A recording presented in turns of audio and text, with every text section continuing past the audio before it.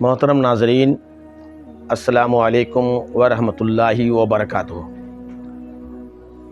وسیم رضوی نے ماں کے تعلق سے اسلام کے حوالے سے کیا کہا میں آپ کو بتاؤں گا۔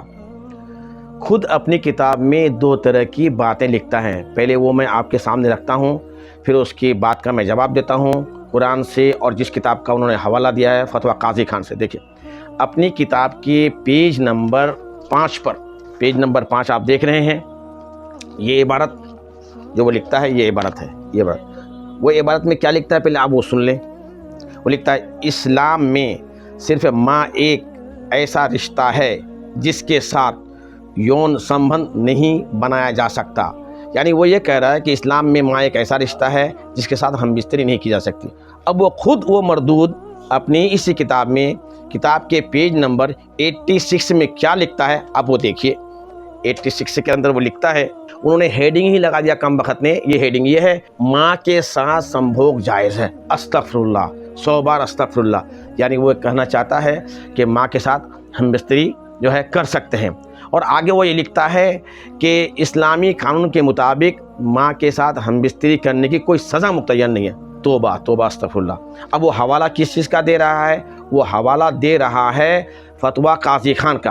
ایک تو مکہ جھوٹا ہے، ایک جگہ لکھتا ہے کہ جائز نہیں ہے، ایک جگہ لکھتا ہے کہ جائز ہے، ٹھیک ہے، اتنا بڑا مکار اور جھوٹا ہے۔ اور خود جو فتویٰ قاضی خان کا جو حوالہ دے رہا ہے، پہلے میں آپ کو وہ بتاتا ہوں، پھر قرآن میں بتاتا ہوں کہ اسلامی قانون کے مطابق زنا کی کیا سزا ہے۔ تو سب سے پہلے جو انہوں نے حوالہ دیا ہے فتویٰ قاضی خان کا، وہ عبارت آپ سن لیجئے۔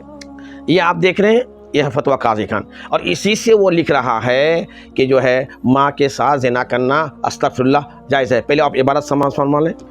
عبارت یہ ہے، لو رجل وطیع امرات ابیہ حرمت علی ابیہ قال ابن علمت انہا علیہ حرام کان علیہ الحد وان لم یعلم ابن بذالک ووطیعہا عن شبۃ لا حد علیہ۔ سب سے پہلے تو آپ یہ سماعت فرمائیں کہ جو سزا ہوتی ہے اسلام میں اس کو حد کہتے ہیں، عربی میں اس کو حد نام دیا گیا ہے، یعنی جیسا کہ چوری کی سزا ہے تو بولے چوری کی حد، زنا کی سزا تو بولے زنا کی حد، تو اس کو حد کہتے ہیں۔ میں نے عبارت جو پڑھی ہے تو اس کے اندر آپ نے ایک جگہ سنا کہ حد علیہ اور ایک جگہ سنا کہ لا حد علیہ، ایک جگہ ہے علیہ الحد اور ایک جگہ ہے لا علیہ الحد، یعنی اس پر سزا ہے اور سزا نہیں ہے۔ تو اصل عبارت کیا ہے وہ آپ سماعت فرمائیں۔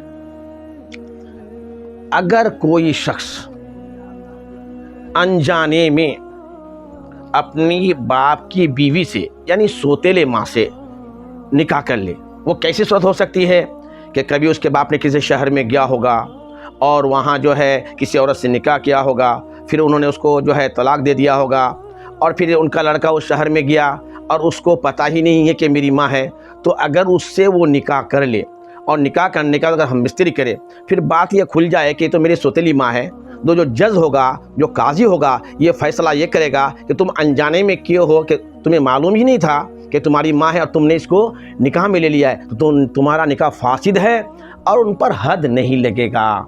اور پھر آگے لکھا ہوا ہے کہ حد علیہ، اگر وہ جانتا ہے کہ یہ میری سوتیلی ماں ہے، اس کے باوجود اگر انہوں نے نکاح کیا اور نکاح کے بعد ہم بستری کیا تو اس پر حد ہے، اور حد کیا ہے؟ اسے 100 کوڑا مارا جائے گا۔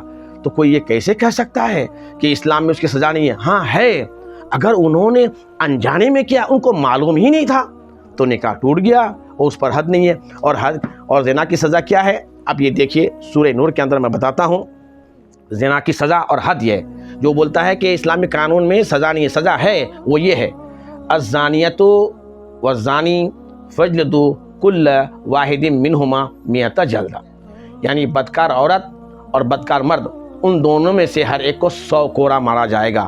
تو اس سے پتہ چلا کہ اسلام کے اندر زنا کی سزا ہے، اور وہ جو عبارت پیش کر رہا ہے پوری عبارت کو سمجھا ہی نہیں ہے۔ اگر کسی نے انجانے میں کسی سوتیلی ماں سے نکاح کیا تو اس کا نکاح ہی نہیں ہوا اور ان سے جو ہے ان سے ہمبستری ہو گئی، تو قانون کے اسلامی قانون کے مطابق اسے سزا نہیں ہوگی، اسے یہ ہوگی کہ ان کو الگ کر دیا جائے گا۔ اور اسی کو وہ بنیاد بنا کر کہتا ہے اگر کوئی ماں سے کوئی زنا کرے، استغفر اللہ، جب وہ جان لے گا کہ میری ماں ہے تو اسلام کہتا ہے کہ حد علیہ، اس پر حد جاری کیا جائے گا، 100 کوڑے مارا جائے گا۔ تو یہ انجانے کی بات ہے، لیکن وسیم رضوی نے اس کو ہٹا دیا اور اپنے طرف سے من مانی کر دیا اور اپنی کتاب میں بڑے ہیڈنگ میں لکھ دیا کہ ماں کے ساتھ زنا کرنا جائز ہے۔ استغفر اللہ، 100 بار استغفر اللہ۔ اللہ تبارک و تعالیٰ ایسے جھوٹے پر جو ہے 100 بار لعنت برسائے۔ اور ہمارا جو مذہب اسلام ہے بہت ہی پاک مقدس مذہب ہے، اس کے اندر زنا کا تصور بھی نہیں ہے، اور ماں کا جو مقام ہے وہ تو یوں مقام ہے، اللہ کے پیارے حبیب صلی اللہ تعالیٰ علیہ وسلم نے جو عورتوں کو نکاح میں لانے کے لیے جو حرام قرار دیا ہے ان میں ماں بھی ہے، کہ زندگی میں ان کو نکاح میں لا ہی نہیں سکتے، تو پھر یہ کیسے کہہ سکتے ہیں کہ ماں کے ساتھ زنا کرنا جائز ہے؟ استغفر اللہ ربی من کل ذنب و اتوب الیہ۔ السلام علیکم ورحمۃ اللہ وبرکاتہ۔